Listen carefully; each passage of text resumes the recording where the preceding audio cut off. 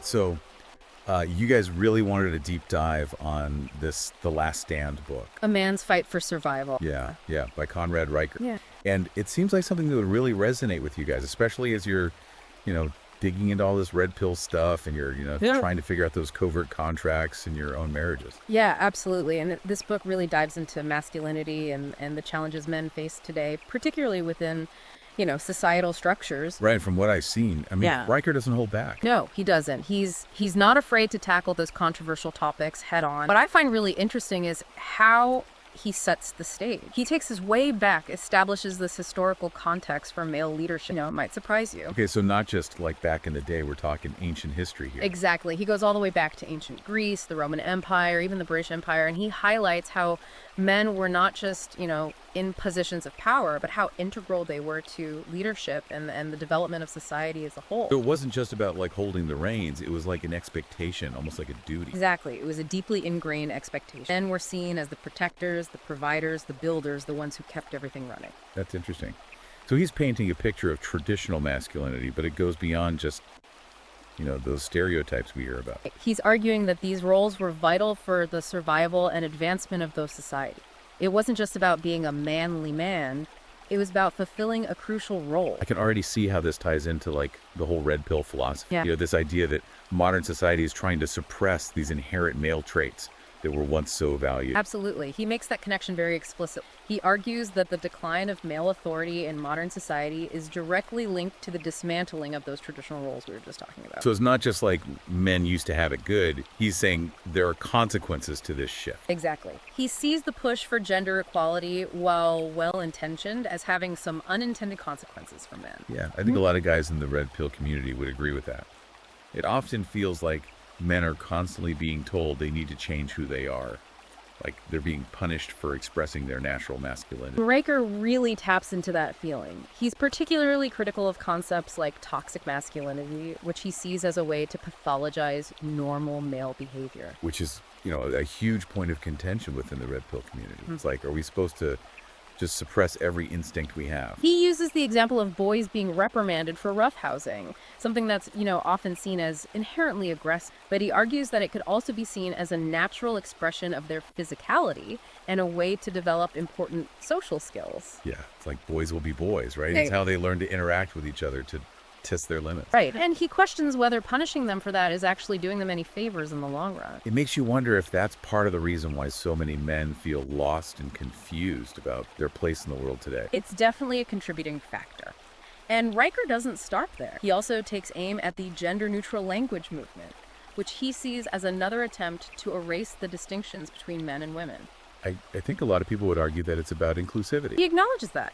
But he also raises the question of whether it's coming at the expense of celebrating what makes men. It's like, are we trying to create a world where everyone is the same? And is that really a good thing? That's a question Riker wants us to grapple with. He has this really striking line where he says, pursuit of this elusive equality often results in the oppression of male ambition and achievement. Whoa, that's a pretty bold statement. Yeah. It definitely challenges the mainstream narrative around gender equality. It does. And it gets to the heart of what Riker is trying to say. He's not against equality, but he believes it needs to be defined in a way that acknowledges and respects the inherent differences between men and women. So it's not about saying one gender is superior, it's about recognizing that we bring different strengths and perspectives to the table. Exactly, and that suppressing those differences isn't beneficial to anyone. I'm really curious to hear what he has to say about marriage and divorce, especially given that a lot of our listeners are in the married red pill community. Yeah. And they're really trying to understand those covert contracts. Well, Riker doesn't hold back on this one either. He's very critical of the institution of marriage as it exists today, going so far as to call it a perverted system that disproportionately benefits women, particularly in divorce cases. That's strong language.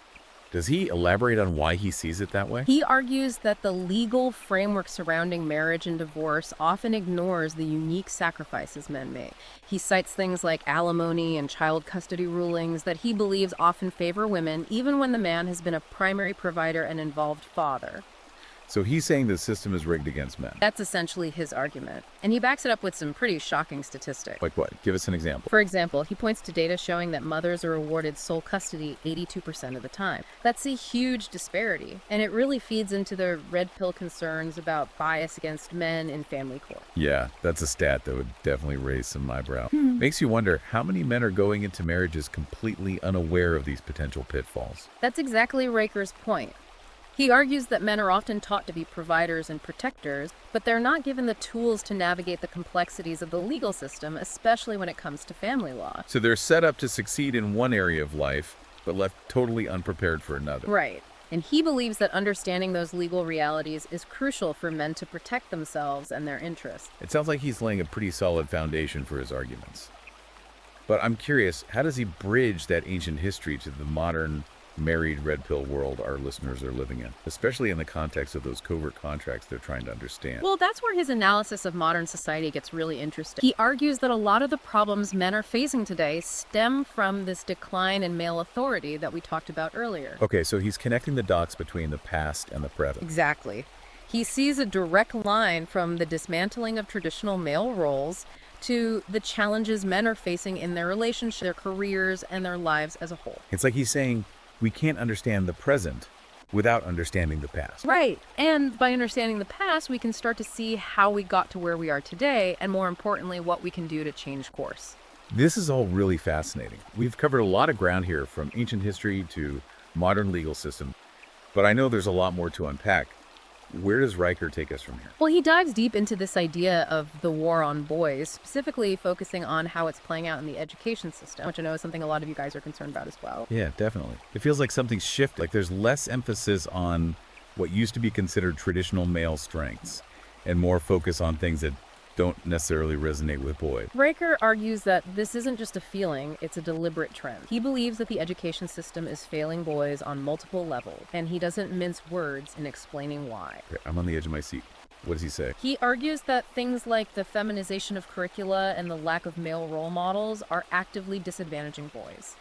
For example, he points to Scandinavian countries, which have very intentionally shifted their educational approach to be more feminine, and he argues that the result has been boys falling behind academically. Wow, that's a pretty bold claim. He's using real-world examples to back up his argument. He is. And he doesn't shy away from controversy. He wants to spark a conversation to make people think critically about these issues. It makes you wonder, are we setting boys up for failure by not catering to their unique needs and learning styles? That's the question Riker is raising.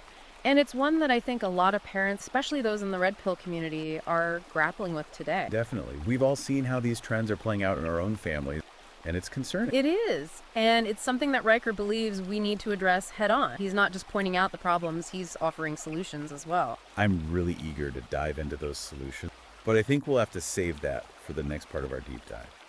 This conversation has already been so insightful. I can't wait to continue exploring Riker's ideas. Me too. There's a lot more to uncover in The Last Stand, and I think our listeners are going to find it both challenging and empowering. I agree. It's definitely a book that will make you think and maybe even change the way you see the world. That's the power of a good book. It can open your mind to new possibilities and give you the courage to challenge the status quo. And that's what we're all about here, helping you guys navigate the complexities of modern life and find your own path to success and fulfillment. It's a journey, not a destination. Well said. We'll be back soon to continue our exploration of The Last Stand. Until then, keep those minds open and those covert contracts in check. And remember, you're not alone in this. There's a whole community of men out there who are facing the same challenges and supporting each other along the way. That's right. We're all in this together. Yeah. Stay strong, guys, and we'll catch you on the next deep dive. All right, take care. See ya. And we're back digging deeper into The Last Stand. You know, before we got into that whole war on boys thing and the education system. Yeah, it's kind of heavy stuff, you know, especially when you think about all the pressures boys face these days. It really is. And it's something that Riker tackles head on. He dedicates a whole chapter to male vulnerability, which I think is really interesting. Okay, so not just the man up and suck it up stuff we hear all the time. Not at all. He actually argues that that kind of thinking that men need to be stoic and emotionally closed off is actually doing more harm than good. So he's saying it's okay for men to actually, have feelings. Yeah, he is. He acknowledges that stoicism can be a valuable tool, but it needs to be balanced with healthy emotional expression. It's not about denying your feelings, it's about learning how to process them in a healthy way.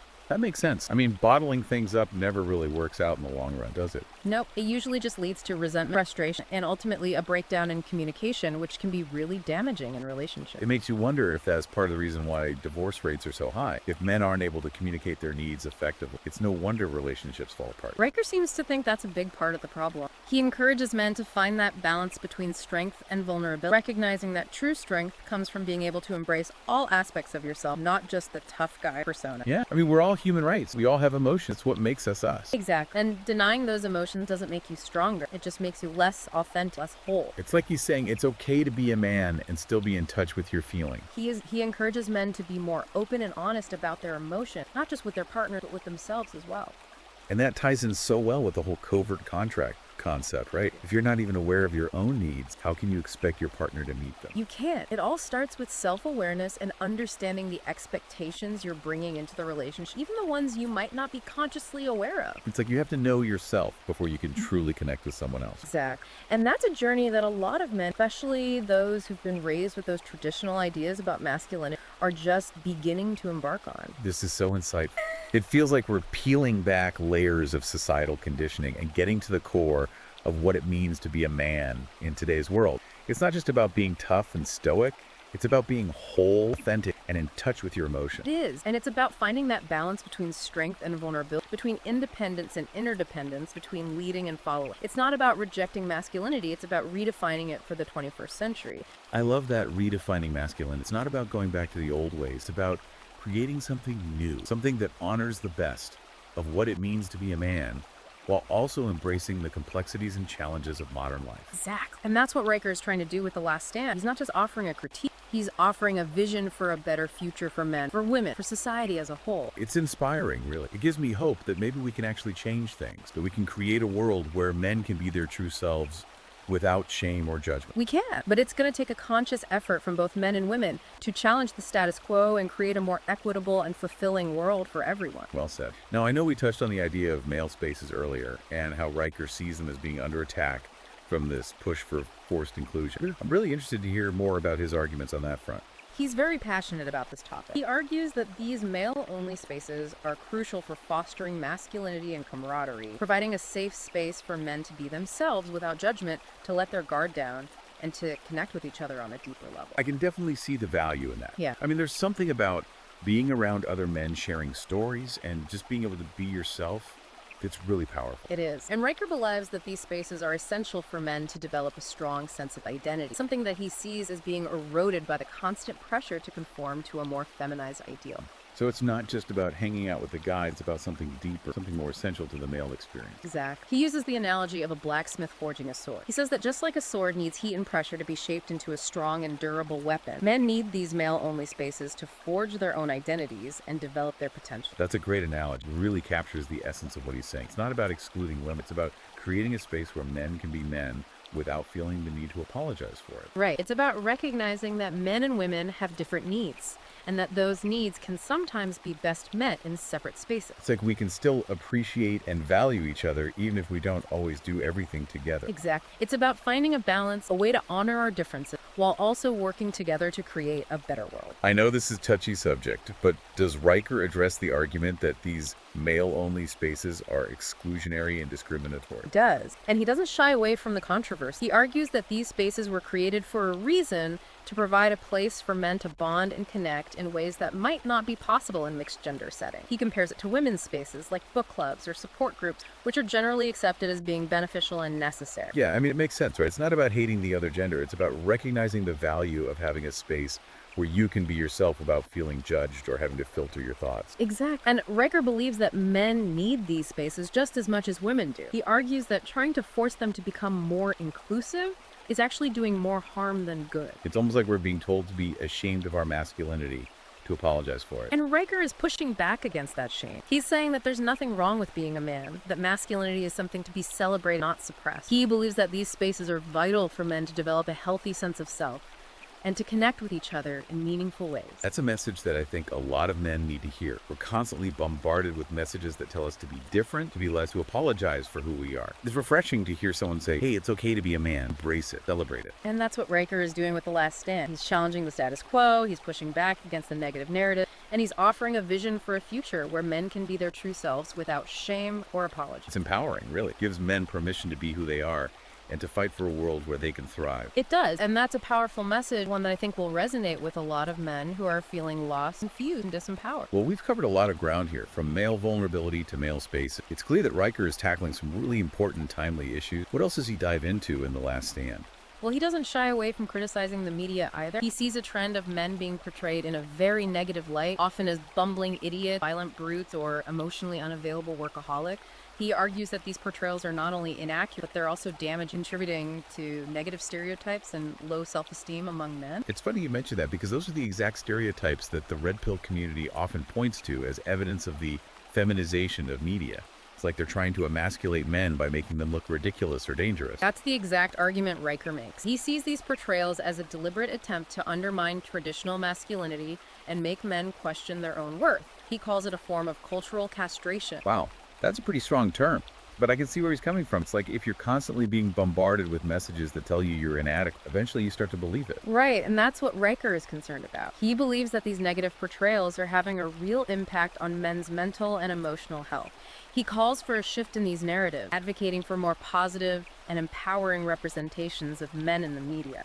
So it's not just about complaining about the problem, it's about offering solutions. What does he suggest men do to combat these negative portrayals? He encourages men to be more discerning about the media they consume, to seek out alternative sources of information and entertainment that present a more balanced view of masculinity. He also encourages men to create their own content, to tell their own story, and to challenge the dominant narratives that are being pushed by the mainstream media. So it's about taking control of your own narrative, not letting the media define you. Exactly. It's about reclaiming your power, your voice, and your story. That's a powerful message. It's about recognizing that we have a choice. We can either passively consume the media that's being fed to us, or we can actively seek out content that aligns with our values and beliefs. We can create our own content that reflects the diversity and complexity of the male experience, content that inspires, empowers, and uplifts. I love that. It's about taking back our power and using it to create something better, something more authentic, something that truly reflects who we are. And that's what Riker is all about. He's not just a critic, he's a visionary. He sees a better future for men, and he's offering a roadmap for how to get there. This deep dive has been so eye-opening. It's given me a whole new perspective on the challenges men are facing and the solutions that are available to us. Riker's book is definitely a must-read for any man who's feeling lost, confused, or disempowered. Absolutely. It's a powerful and thought-provoking book that will challenge your assumptions, expand your horizon, and inspire you to take action. Highly recommend it. We're back, and man, The Last Stand book, it's really got me thinking. You know, we talked about all this stuff, societal structures, media, those covert contracts. Yeah, Riker covers a lot. But what strikes me is he doesn't leave you feeling hopeless. Like, he ends with this call to action. Men need to fight back against all this stuff, reclaim their masculinity. I like that, because it'd be easy to just feel defeated, right, with all these challenges he lays out. So what's he actually suggesting men do? What does this fight even look like?